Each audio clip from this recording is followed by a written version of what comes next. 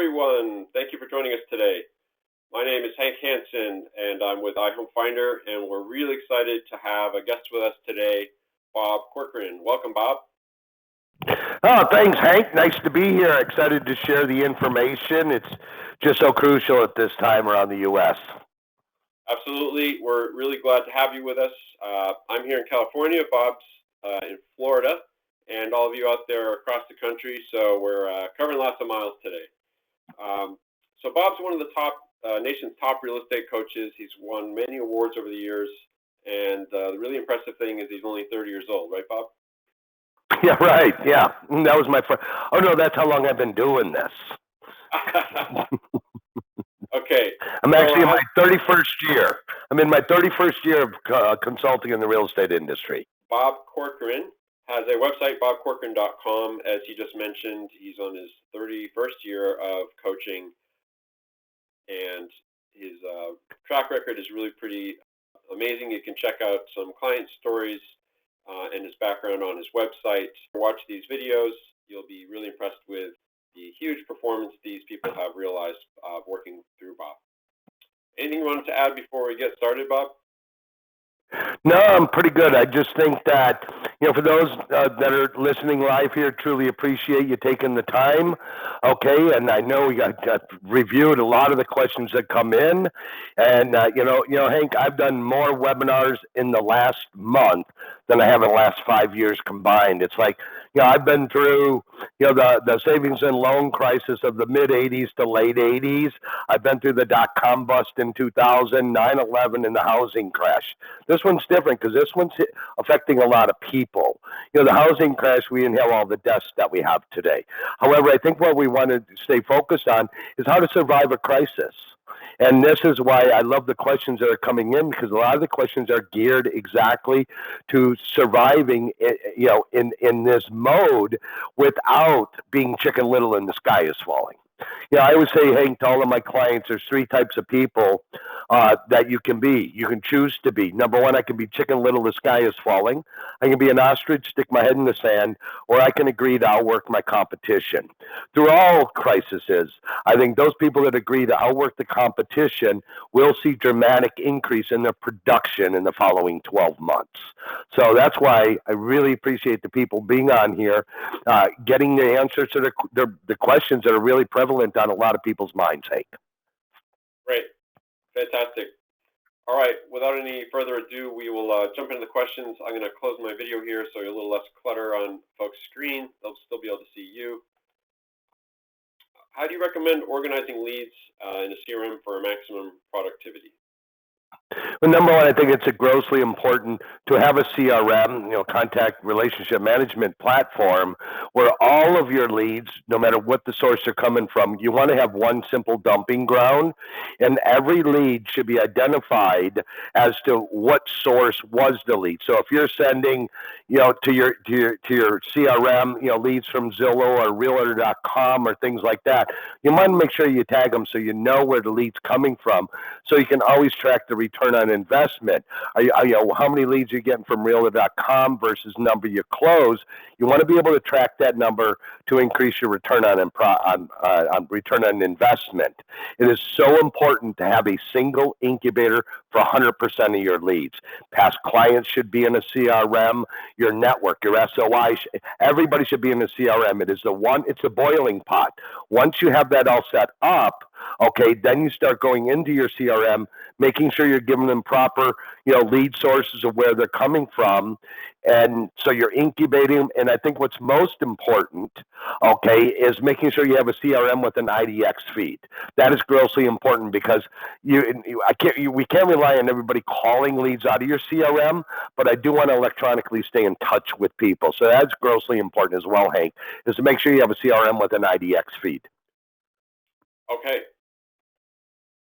Next question. I'm still debating getting a CRM. Can I be successful without using a CRM? I guess that sort of ties into your previous. I look at it. I've been doing this 31 years, and back when I got started, we didn't have all these online lead things. So for us to get a lead, you had to pick up a telephone book. Most some of the people on here don't even know what a telephone book is. The MLS wasn't even online. Okay, and if you want to do this at a big, remember, as a real estate agent, you are a chief executive officer of a business that you own. You hang your shingle, your license at a brokerage.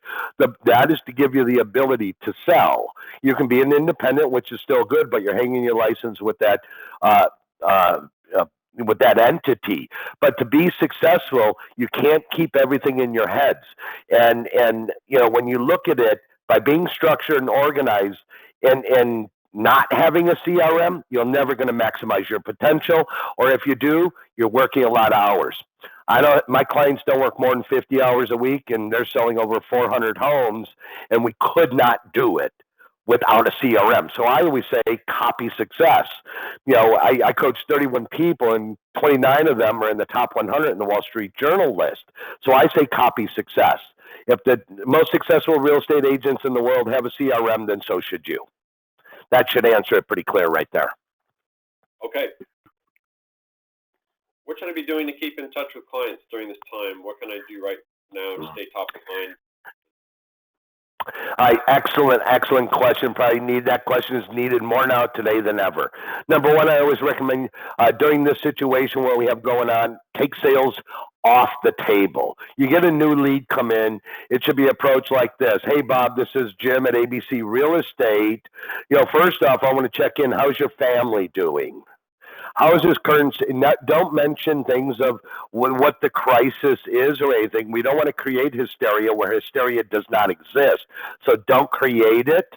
Okay, just say, how's your family dealing with the current situation? How has the current situation affected your job? This is going to help you understand where your client's at while you're talking to them.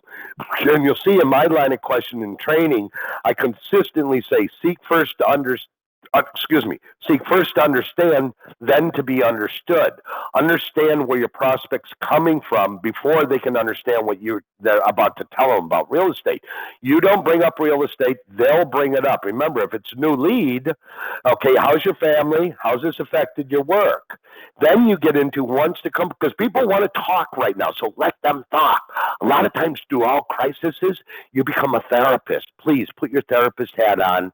Talk about family and job first, family. The Ford, F-O-R-D, Ford script we use for past clients, which stands for family, occupation, recreation, and dreams. So I had one client say to me, he goes, well, I still use the Ford script. He goes, well, after this current situation is over, what are you going to do for fun? And what is your dream vacation once this situation passes? So they're still using the whole Ford script, but focus on family and occupation first. Okay, then say, okay, Hank, hey, the purpose of my call is I see you had inquired about a home I had for sale, and I just want to talk to you about it. So that's how we open. But the most important thing is saying hello is focus on their family and focus on your prospect, how this has affected their job. Because quite frankly, if they say, well, I just got laid off, probably not going to be a good quality sales lead for you. So you're seeking first to understand in the first couple of minutes of your conversation, which will guide you on where to take that call down the road. Great, thanks. Okay, what are your thoughts on artificial intelligence in real estate CRMs, and have you seen it used successfully by agents? I love artificial intelligence. However, given the current situation, most of my clients have decided to take the AI off of the table right now because they want their agents interacting live with the prospects. So, technology is a great thing, but sometimes we use it as a crutch. There's nothing better than a good old-fashioned telephone call. Okay, and I think that artificial intelligence, it is a phenomenal tool that really has only come out about the last year, I'll say, in real estate. Some good companies out there having great success for it, but right now I wouldn't put it high on my list with artificial intelligence. Okay, I think a lot of I just know from Home Finder, a lot of your action plans are written using I'll call it artificial intelligence, whether you guys do or not, I don't know, Hank. But a lot of I like your drip plans, and a lot of them are based on artificial intelligence, based upon the responses of how a client, what types of homes a client's looking at, and that's how your platform was developed, which I think is an extremely powerful background, our CRM that agents should be using. Hopefully they're using all the tools, Hank. Yeah, exactly. Yeah, you're referring to the automated email drips that send listings and market stats based on Yeah, what people are. Right. yeah, exactly. Phenomenal too. One of the best I've seen. Right. Thank you. Okay. Next question: What specific social media tactics do you think carry the biggest benefit to share with clients, your clients? Well, right now, the biggest social media tactic is virtual open houses. Okay, with everything that's going on right now, I have a client. We talked about this. About doing virtual open houses. We put together standard operating procedures of how they need to work. And not this past weekend, the weekend before, she did 44 virtual open houses over the weekend. They were only 15 minutes long, the virtual open, and the average number of viewers for each of the 44 was a minimum of 50 live viewers. More importantly, because we record these and put them up there, let's say on Facebook, okay, her average number of views for each of the 44 was over 400 views after it was posted. Now, guys, that's 16,000 views on your Facebook page. You want to talk about ways to increase your online presence? There you go. So number one is virtual open houses. Okay, and doing them live on Facebook is huge right now, and that is the biggest one. Okay, great. So speaking of that, do you feel virtual open houses produce results? Yes, number one. Okay, really, I didn't even know that one was coming up next. Okay. Anyway, yes. Okay. Results are not going to be immediate right now, but most of my clients, people come to me. I get a lot of companies like yours that call out to me in time of crisis because people look at me as a voice of reason. I'm a high D personality. My style is I coach at a third grade level, but does it produce results? Yes, but not immediate sales results. The number one comment that my clients are hearing, like when they're doing virtual open houses, is from the sellers that are saying, thank you for not being an ostrich and sticking your head in the sand. Thank you for being proactive. Thank you for thinking outside of the box. Okay, and so the value and the benefit comes from that seller is telling their friends, look at my agent did a virtual open house for me. Oh, who's your agent? Oh, it's Amy Wienans. Oh, okay. Wow, I'm going to call Amy. So it's going to produce different kinds of results because it's going to give you future business. But you've got it. A lot of times people are looking, a lot of real estate agents, they want the here and the now. They want to see the immediate results. Sometimes you can take one step back to take two forward. All the advice I've been giving my clients over the last 2 months, 3 months really, as this started to come about, I know my average client will increase production over 30% next year simply because of the things we're doing today that will produce results down the road. I think our current situation, we will get most of this business back. I'm reading an article from the chief economist from NAR was projecting a 10% loss in sales for this year. And I can tell you, my clients will not lose business because we will outwork the competition. So virtual opens, yes, definitely produce results. And more importantly, long-term results. And that's what you want to keep in mind because you're in this for a long time. You're not in this for the next 30 days. So you got to start thinking about today. More importantly, start thinking about tomorrow, next week, next year. And that's what virtual opens will do. Okay, great. What do you think is our most important marketing tool during a major crisis? A telephone. People want to talk. The most important marketing tool you can do is to call somebody right now. It's like I said, you go back, when we talked earlier, show care and concern, show transparency, show empathy. Right now, through any crisis, you wind up being, more of a therapist. Okay, than you are a real estate agent. Let the people talk. Currently, people are desperate to talk to you. I had one client say to me, Bob, I usually can make 4 or 5, have 4 or 5 conversations in an hour. Today, I can only have about 2 because all people want to do is talk. People are desperate to talk to another human being outside of their family. Also, Zoom, okay, or any other, whether it's FaceTime or Skype, any visual video conferencing like this that you can do with people so they can see another outsider. Okay, just like some of you might have signed up to watch today's webinar simply to see another face that outside of your own family maybe. So the most important marketing tool right now is your telephone. Okay. For personal agent websites, should we go crazy for websites? Do people or buyers really stay on my property search site? Zillow or Redfin, my buyers are always on those sites. I don't want to spend time or big bucks. What are your thoughts? Yeah, I think you got to look at the different type of website. Number one, I do recommend that every agent have their own personal website, period. I think what's important about having a personal agent website is that you pick a company that also has a strong back-end CRM that will incubate your leads. So where your Zillow leads or all your leads can flow into the back end of your personal website.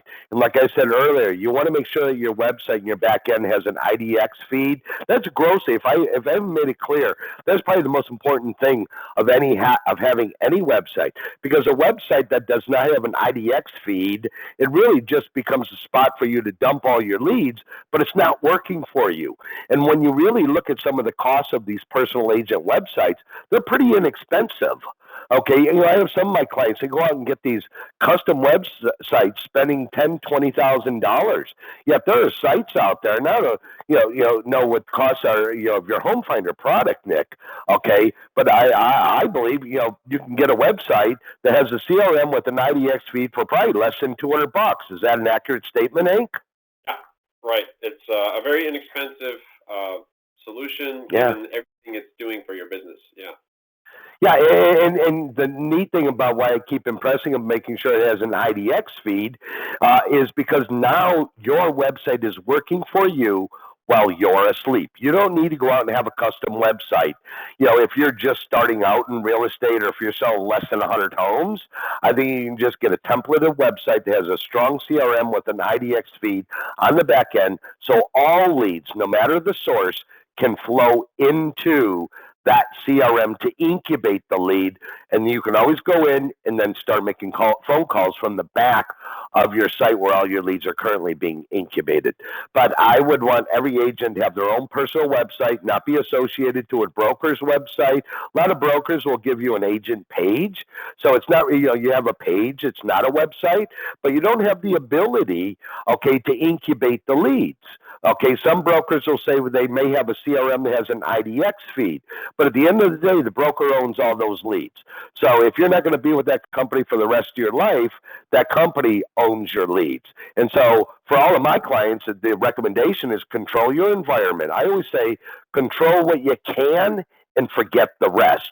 You can control your future by being in control of your business. You are a CEO of a corporation. Most of my clients, they're top 5 CEOs in their marketplaces. I would say my average client last year did $70 million.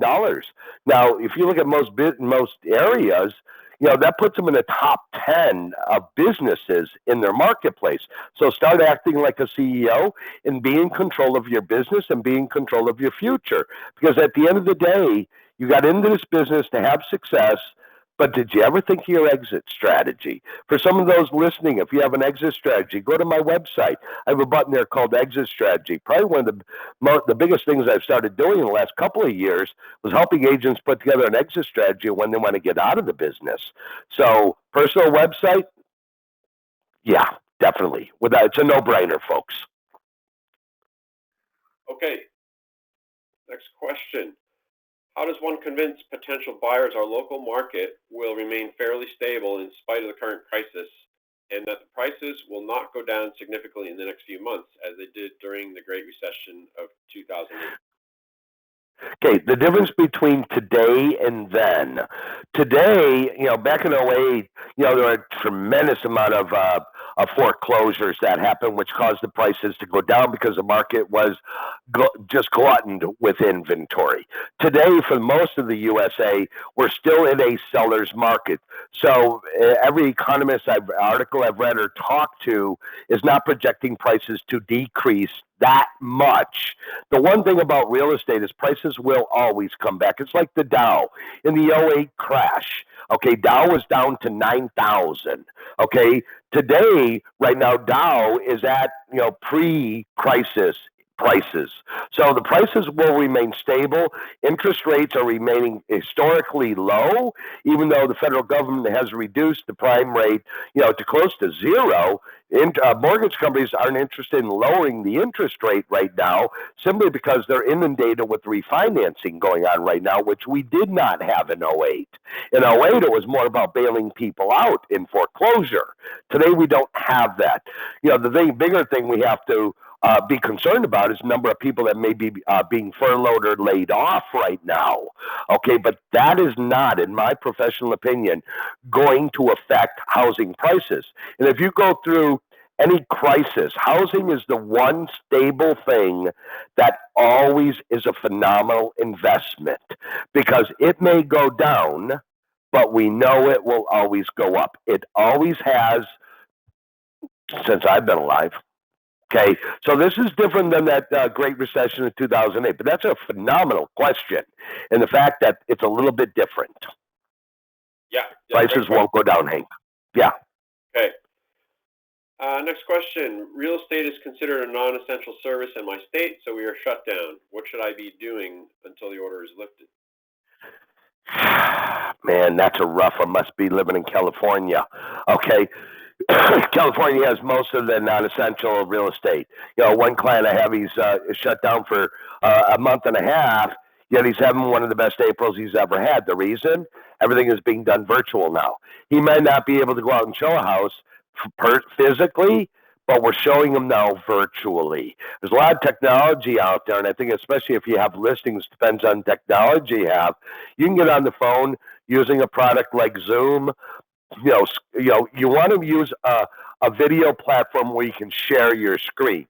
And that's why I like Zoom. I know people worry about the security issues of it, but for real estate, I'm not that concerned right now. I've been using Zoom for over 4 years now, okay, without a single glitch. But I think in an area where real estate is not essential, you have no business because you can't go out. However, I have numerous clients over and over again through virtual opens, through virtual CMAs, through virtual walkthrough tours of homes. They're writing contracts sight unseen where buyers aren't going in. I think that what we're encountering today and how we have to run businesses, especially in states where real estate is non-essential, you're learning a new way of doing business. And I think a lot of what we're learning about how to do business in today's environment is going to remain with us in the future, Hank. Got it. Okay. So best advice, hold on, Hank.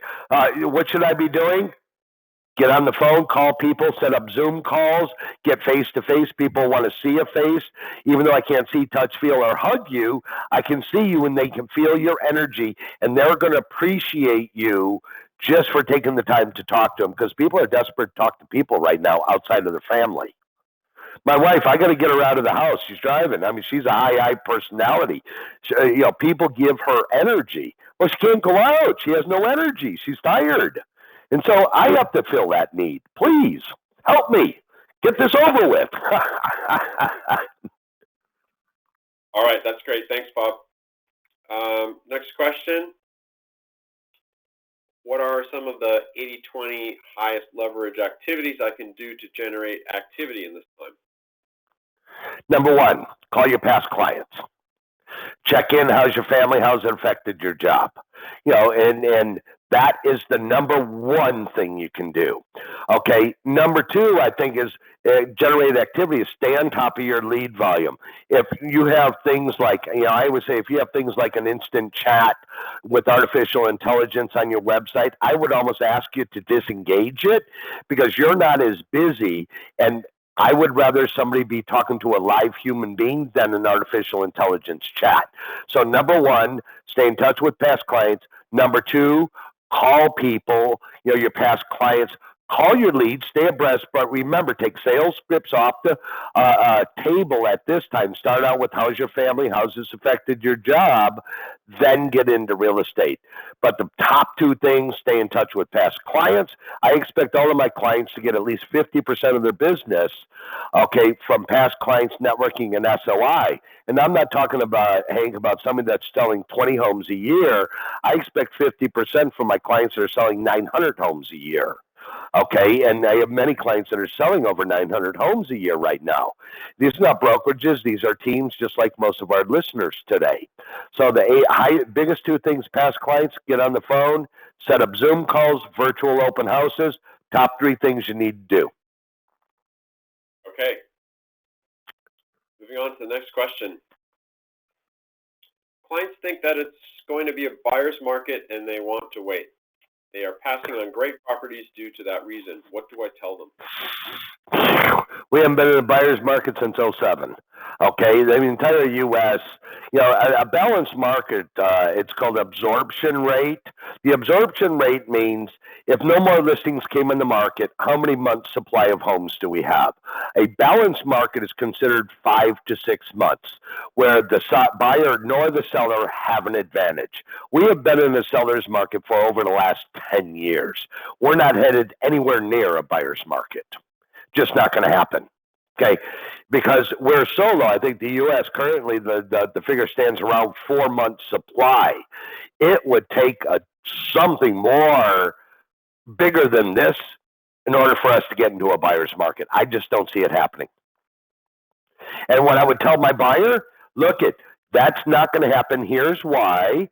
And the reason why is there is a shortage of inventory. And part of it is caused by new home sales starts. Uh-oh, I lost you. Are you there, Hank? I'm here. We're all here. Okay, all right, the webinar went away. Oh, there we go. Okay, sorry, threw me away. But new home starts, have been down historically over the last 10 to 15 years because banks still are a little skittish about lending money to new construction. However, I think starting back in November was the first increase in new home starts. So once new home starts show some consistent trends of building the inventory, then we'll get closer to a balanced market. I don't see us becoming a buyer's market for 2 to 3 years, though. New home construction being the reason. New home construction builds the move-up buyer, which creates the inventory, and it's just not happening on a big scale right now. Okay? Okay, great. I live and sell in Palm Springs area where approximately 1/2 of residents are seasonal, November through May, and are retired or semi-retired. Our season of selling has been impacted. What should I do in my marketing efforts in a time when I believe the local market will be significantly impacted? Okay, I'm here in Destin, Florida, which 80% of the properties up here are non-owner occupied, yet we're having the best year we've ever had, When you look at, retired or semi-retired, if you're looking at seasonal residents, those people generally, for the most part, have been unaffected by this because they're talking about discretionary income. I believe anything that we may slow down will come back. It's going to come back probably at the end of the third quarter, definitely start coming back easily in the fourth quarter. So for those that are selling in second home markets, take the same advice I've been giving this entire webinar. Stay in touch with them. Seek first to understand where your people are coming from. Show care and concern to your people. Your local market may be impacted significantly for the short term, but if you show care and concern and stay in touch with your people, you're going to get that business back. I don't want to oversimplify this, but let's not complicate it either. Okay? Got it. Next question. What's the best way to convince potential sellers it's okay to list their property during this crisis? People are still looking to buy, and only serious buyers will be allowed to tour their property. Okay. Number one, I don't believe you can convince anybody. I think it's about your sales abilities to share common sense of what is going on. That's number one. Number two, seek first to understand, then to be understood. Listen to your clients, what their concerns are.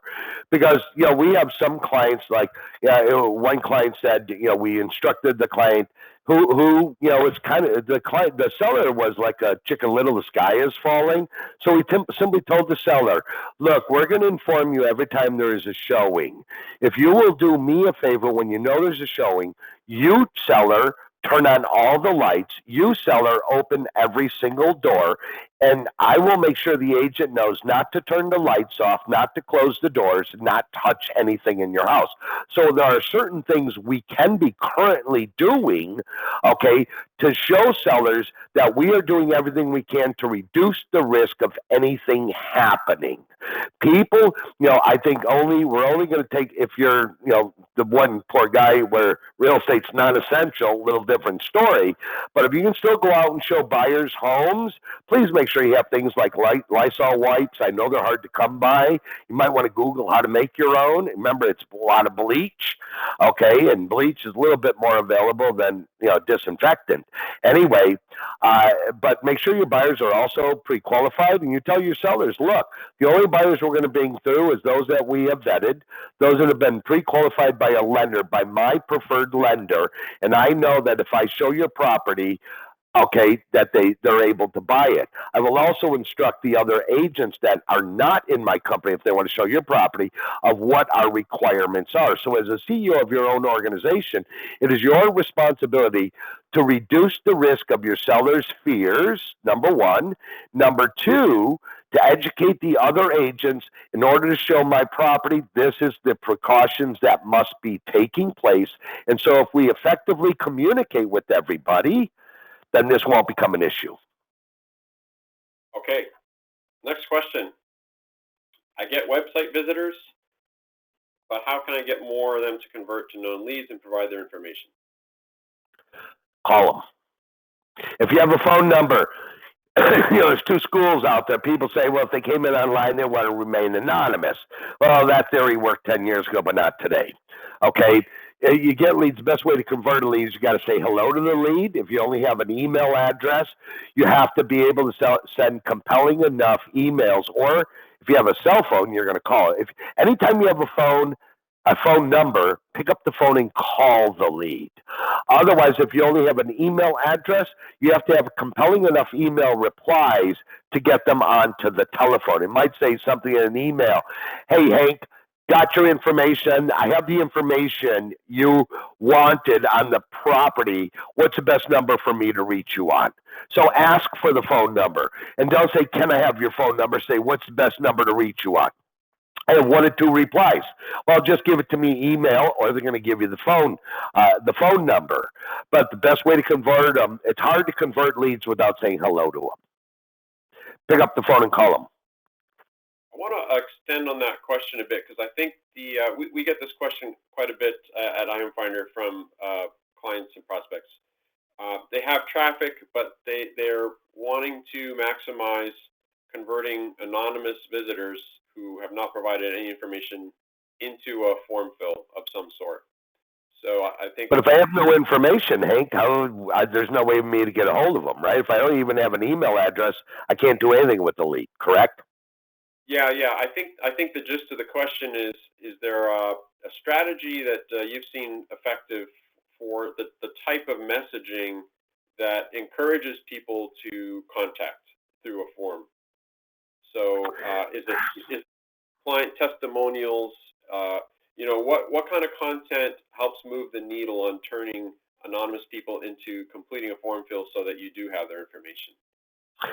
The best answer to that is ask yourself, what would get you to fill out that form? Yeah.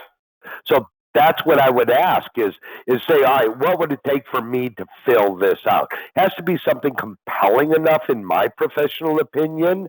Okay, I can't force somebody to fill out a form, but if I have a really strong agent website with a CRM on the back end, what I want to do, there's different schools of thought where people might show somebody on their website 2 properties and then require them to log in. I live in a world that says you get more by giving. I don't like the forced lead registration, if you will. And I always believe you get by giving. Okay, so I will give the people, but I need to, at some point, be able to follow up. Remember, I can't close 100% of the leads I'm going to get in, and I would rather people really focus more on the leads that you have some form of contact information first. Okay, and then work with your webmaster. Okay, work with like the clients of yours, Hank. I'm sure you have a customer service department where the people can say, how can I get more people to fill out a lead sheet? And I'm sure you guys are the experts in this area, Hank, and I'm sure your phenomenal customer service team can give these people great tips, correct? Yeah, absolutely. There's features that we can help clients make prominent that are incentives to register. For instance, hey, you've obviously come to our site to learn about the market and listings. You should sign up for alerts, so you just automatically will receive what the latest news is with market stats, available listings, sold listings, that kind of information. See, the cool thing what you said there, Hank, is that alerts. We can send you what's available when you want to, so you don't have to worry about a realtor calling you. So you always make it look at, hey, let us send you what you need, so you don't have to get bothered by a real estate agent. What are you? A real estate agent, but what you're getting is a contact info. When you put it that way to most people, they go, God, I'd love that. And you'll see an increase in signups. Right. Let's figure out how to make your home search easier. I'm going to automate information for you. You just have to check it out at your convenience in your inbox. Very good. Excellent. That's exactly correct, Hank. Yeah. Okay, next question. What are your two main recommended verticals, pillars for lead generation? Past clients should be number one. Like I said earlier, I expect all of my clients to have at least 50% of their business, okay, coming from past clients, networking, and SOI. Okay, the second, we got to look at, and we can't deny that online lead generation is by far the second one. Okay, but what is more important, if you have a CRM and a back end that is able to track your lead generation by source, okay, then you need to look at the back end of your CRM, do an analysis of where your leads are coming from, and that will also, because everybody, when you ask for two pillars, okay, past clients and online lead gen. Okay, but I'm also going to include open houses. Is great, especially if you have teams with buyer agents. People love to be face-to-face. Given today's crisis, virtual opens. Okay, but right now I'm going to say internet and past clients. Okay. Next question. Why is now a good time to buy real estate? Why not? We have historically low interest rate. Prices have flattened out a little bit. We've slowed, the prices being increased time. Right now the market is now is a beautiful time because prices are flat right now. They're not necessarily going to go down, but they are flat. So right now, historically low interest rates. Okay, because of the current situation we're going through, people are uneasy. But once this blows by us, the prices will continue to go up. So the best buying power you have is now while prices remain steady. Okay. Next question. What is your opinion of cutting back on marketing dollars at this time, specifically cutting back on Realtor.com and Zillow leads?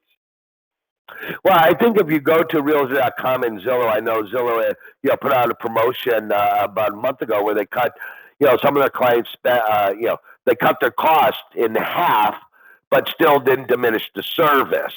Okay, I think you got to be careful of what marketing dollars you're going to be cutting. I definitely would not be cutting any marketing dollars that are staying in touch with people.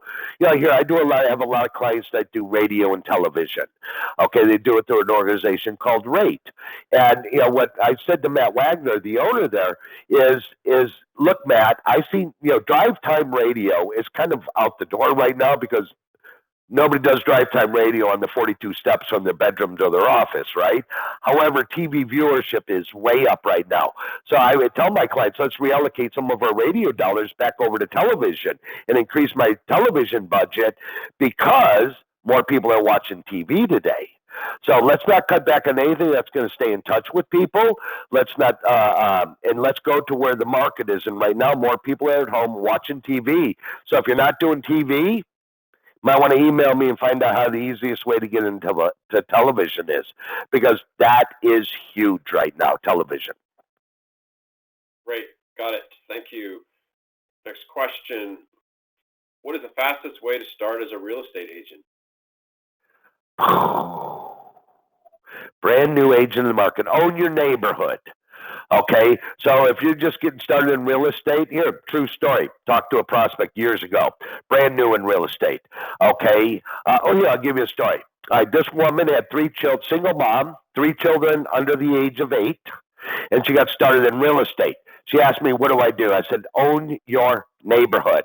I said, you ask your broker to give you 1,000 business cards and then go door to door in your neighborhood, knock on the doors, say, hi, this is Bob. I'm in real estate. You know anybody looking to buy or sell? Here's my business card. Please call me. She goes, but I have 3 kids. What do I do? And I said, do you have a wagon? And she goes, no. I said, ask your broker to buy you a wagon. Okay, the broker bought her a wagon. I said, put your 3 kids in the wagon and take them with you.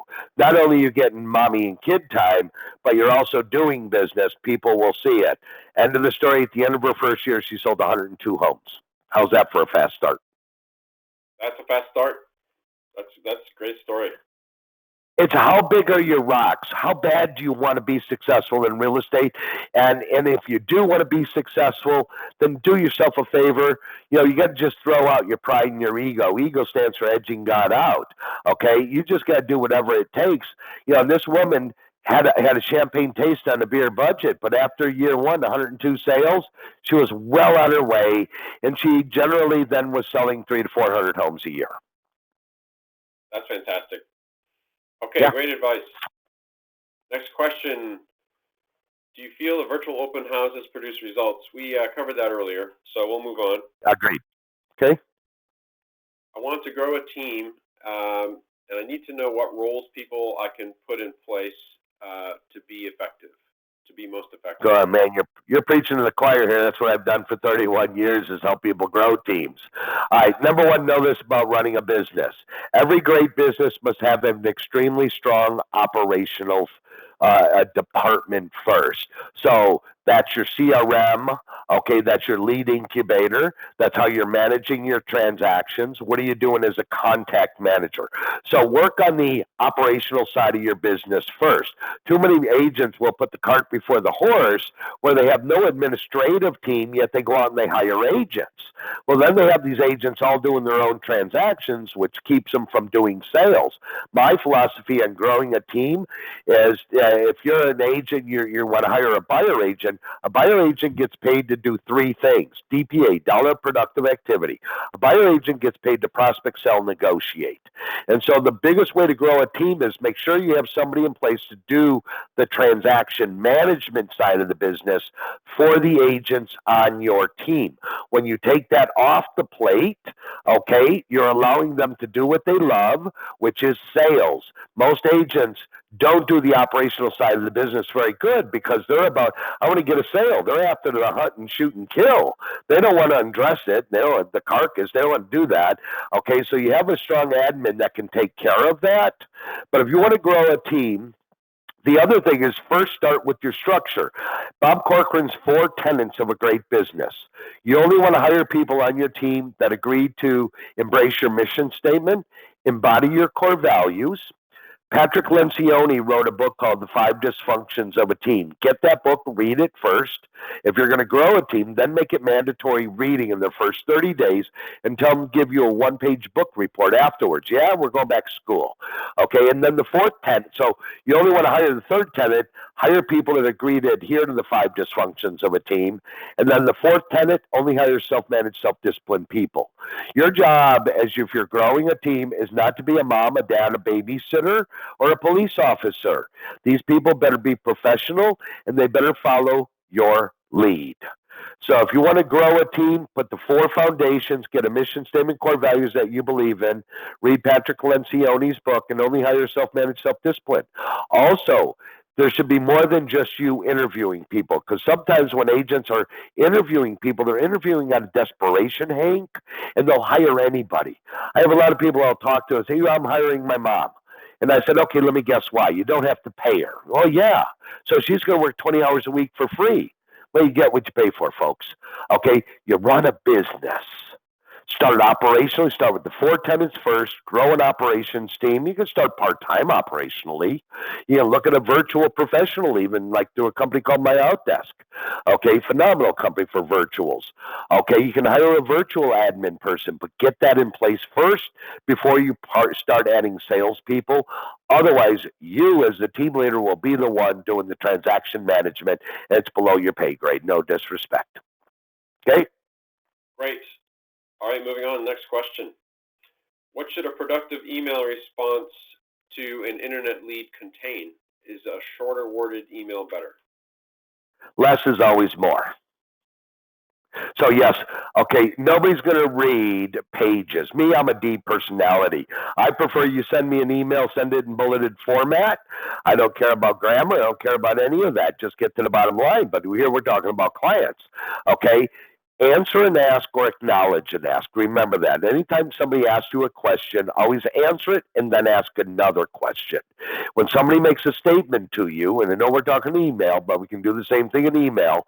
If somebody makes a comment, acknowledge their comment and then ask a question. The important thing, even in email responses, is every time you're asking a question, you gain back control of the conversation. So it depends upon a productive email should also have a call to action in it. So you never ask somebody for their cell phone number. You don't say, can I have your cell phone number? Let's go to psychology. Psychology says if you ask me a question, you give me the ability to think about it. Let's take the thinking out of it. So, hey, Bob, I really have some great properties I'd like to talk to you. What's the best number to reach you on? Most people hit reply, give you the email because you're not allowing them to think about it. You're giving them a directive, but it's subliminal, and that's what's important. So the productive email is to constantly encourage people to call you, or at least to give you a phone number that you can call them. And shorter is always better. People will read it. Also, have a compelling subject line. A compelling subject line, it might be a lead that is sitting in my CRM, Hank. Compelling subject line might be, hey, I have answers to the questions. Email, what is the best number to reach you on? That's all I would send. A lot of times, especially when we look also at texting, if I have a phone number and no name, the best text is, hey there. People go, what? Yeah, all you text somebody, hey there, because how are you going to respond, Hank? Who is this? I now connect myself with you, don't I? See, if I just get into long texting and things like that, people will never reply to you. But if I just have an email, if I just have a cell phone number and I don't have a name, I text, hey there, and I get a response back, who's this? Now I'm in contact with you. I have your attention. I immediately reply, and now I can get in touch with you. Great. All right. Email, less is more. Fantastic. Okay, next question. Other than social media, what do you recommend agents for advertising? Other than social media, well, I think you can get out there. You can do pay-per-click. Okay, if you look at that, I mean, whether you're doing it through Zillow or say a Realtor.com. I've been very impressed with Realtor.com leads. Seem to have the higher price point and the higher conversion rate. But I would focus advertising. I would do definitely open houses. Okay, but I'm going to advertise them through social media. Okay, I'm a big believer in radio and television. Okay, so I would ask you to look to radio and TV, but a lot of people are being cash conscious right now, so might not be. Okay, but it doesn't cost a lot to get into radio and TV. You can have a pretty good audience out there for less than $2,000 a month. So right now, I think the internet should be number one because it's going to be the most cost-effective given today's situation, Hank. Okay. I have people, you could do direct mail still. Okay, you can go door to door in your neighborhood and drop off a postcard, but stay your social distancing. Remember that. Okay, but if you have a beer budget and champagne taste, go door to door in your neighborhood. Own your neighborhood. Excellent. How to make myself a go-to broker in Las Vegas. Let people know you're in real estate. That's why I always say there's two most underutilized pieces of marketing in real estate. One is a business card, second is a name tag. Okay, I love the name tag one because everybody sees you're in real estate and they say, oh, you're in real estate, how's the market? The standard reply is, oh, it's great. No, our clients, we do it a little bit different. When you wear a name tag and you're standing in Starbucks, I'm going to teach you how to have a real estate conference in a Starbucks. People say, how's the market? Well, it depends. Are you a buyer, a seller, an investor looking to buy multiple properties? Now, all of a sudden, you get in this conversation with this person, and the person in front and behind you, they're listening in. When you notice it, step back and include them. Now you got 3 or 4 people. You're doing a little ad-libbing here, an instant real estate summit, and say, guys, why don't you go have a seat? I'll get your coffee. Okay, we can finish our conversation while we're waiting for the coffee. You want to be the go-to broker in Vegas, pass out 1,000? I would say all my clients, I tell them, hand out 10 business cards a day before you go to bed. That's minimum. I prefer 20. You want to be a top broker in Vegas, hand out 100 business cards a day. Go door to door. Everywhere you go, leave a business card. In order for people to know you're in real estate, they need to get something that says your name and says real estate. That's how you become a go-to broker anywhere. Excellent. Okay. So we're getting close to the end here, Bob. Is there anything else you wanted to add before we close things up? The biggest thing is take control of your business, okay? Have a strong CRM that you own. Get an agent website. It is critical if you're going to be staying in this business for a long time and you want to make a lot of money. Be in control of your business. Be the chief executive officer and start thinking like a CEO. It is extremely important, like I said, when you're looking at agent websites, okay, to have a strong CRM background with an IDX feed so you can electronically stay in touch with people. That's how we're going to win this battle. Pick up the phone, call people, be patient, seek first to understand. You follow just 50% of the advice here. I guarantee you'll be successful in real estate, Hank. Excellent. Great advice. I'm sorry I lost my camera. I was going to join you back here with video, but appears another application took my camera. So apologies.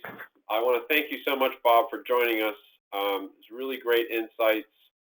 People are going to get a lot out of this information. We're going to be sharing it after the event. We'll get emails out to everybody by the end of the day Wednesday so they can watch it again. Excellent. And we really appreciate your time, Bob. And I just wanted to remind folks we have a lot of learning resources on our website, ihomefinder.com/resources/blog. We have a lot of tips, best practices, information about products. Please check out our site. Also, if you have any questions about our products or services, you can get a demo with our website at ihomefinder.com/ihomefinder-tour. We also have a chat there on our website. You just have to go to our website during business hours, and our team is there to chat with you at any time, or you feel free to email them or call them. Hold on, Hank, and if anybody would like to, talk with me, go to my website, bobcorcoran.com. That's CORCORAN. Click on the button, schedule an appointment. Somebody will be in touch with you, and I'll set up a one-on-one call with you to discuss your business. So I just thank you, Hank, for having me here and sharing some insights into what's going to make people prosper given today's environment. So thanks a lot to Hank and iHomefinder for sponsoring this event. We truly appreciate it, Hank. Great. Thank you very much, Bob. Wish everybody a great. Bye-bye, everybody. And we'll see you in the next Be safe and be happy. Right. Thank you. All right.